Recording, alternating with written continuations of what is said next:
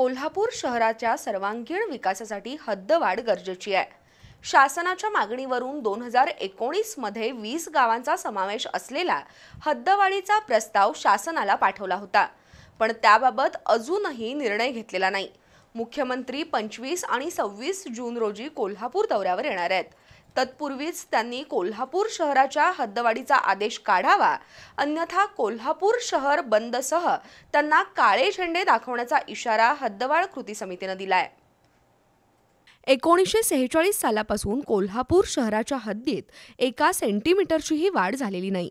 जानेवारी 2019 मध्ये तत्कालीन नगरविकास मंत्री एकनाथ शिंदे यांनी कोल्हापूर भेटीवेळी कोल्हापूर शहर हद्दवाढीचा प्रस्ताव आयुक्तांकडून मागून घेतला होता। त्यानंतर शहर हद्दवाढ कृती समितीने अनेक वेळा जिल्हाधिकारी कार्यालय, पालकमंत्री दीपक केसरकर यांची भेट घेऊन हद्दवाढीची मागणी केली होती।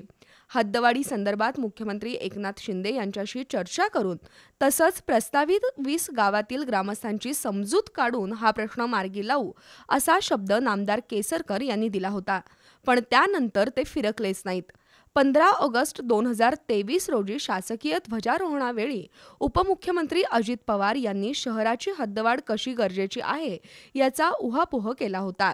गेली 4 वर्ष पाठपुरावा करूनही हद्दवाढीच्या प्रश्नाबाबत शासन उदासीन आहे।